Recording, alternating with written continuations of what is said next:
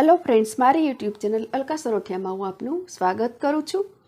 मित्रों, आज आपनी साथे हूँ पावरफुल डायट स्पेशल रेसिपी शेर करवा जई रही छूँ, जेने तमे मात्र 1 चमची तेल में 15 मिनिट्स में ज बनावीने सर्व करी शको छो। वળી आ रेसिपी फाइबर रिच अने जे प्रोटीन प्रचुर मात्रा में समावे छे।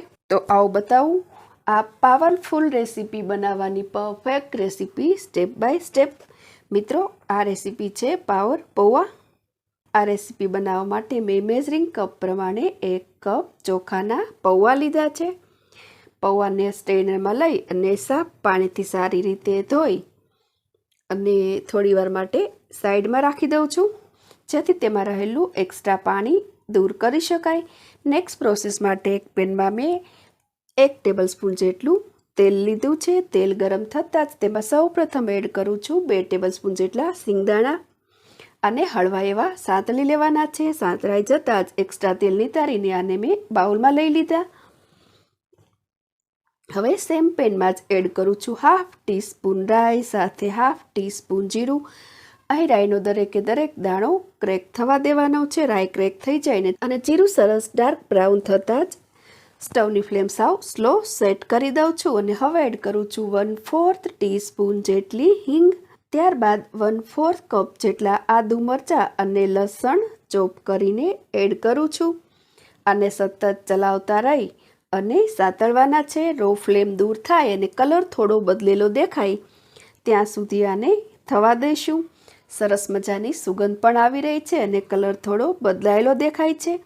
આ સ્ટેજ પર એડ કરું છું અડધો કપ જેટલો કાંદો। સારી રીતે મિક્સ કરું છું અને હવે એડ કરું છું ટીસ્પૂન જેટલું કે પછી સ્વાદ પ્રમાણે મીઠું, 1/2 ટીસ્પૂન જેટલી હળદર। બધું સારી રીતે મિક્સ કરીશું અને મિક્સ થતાં જ એડ કરું છું અડધો કપ જેટલું ગાજર। જે વેજીટેબલ્સને ચડતા વાર લાગે ને હું અહીં પહેલાં એડ કરી રહી છું। ગાજર જરા સોફ્ટ પડતાં જ એડ કરું છું અડધો કપ જેટલા કાપેલા કેપ્સિકમ।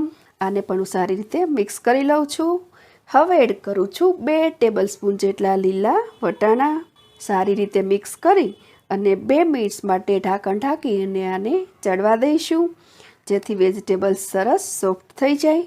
2 મિનિટ્સ પછી ઢાંકણ ખોલીને બધું સારી રીતે મિક્સ કરી અને હવે એડ કરું છું 1 કપ જેટલા બાફેલા સફેદ ચણા।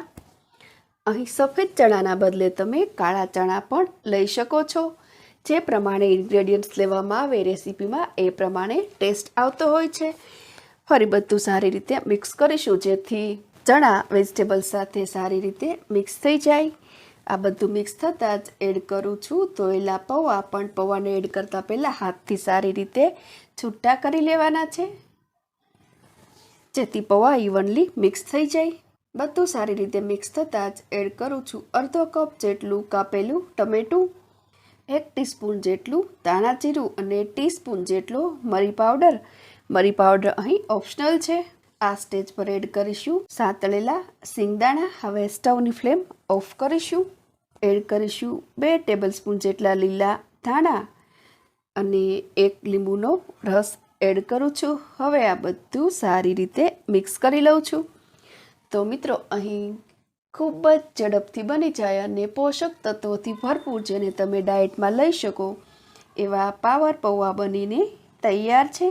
તો મિત્રો, તમે પણ આ રીતે બનાવજો પાવર પૌવા બટેકા યુઝ કરીને। બટેકા પૌવા તો તમે અવારનવાર બનાવતા હશો, તેમજ પાવર પૌવા બનાવવાની મારી આ રીત તમને કેવી લાગી એ જરૂરથી કોમેન્ટ લખજો। તેમજ પાવર પૌવા બનાવવાની મારી આ રીત સારી લાગે તો લાઇક, શેર અને સબસ્ક્રાઈબ જરૂરથી કરજો। એક નવી રેસીપી સાથે ફરી મળીશું। Thank you for watching.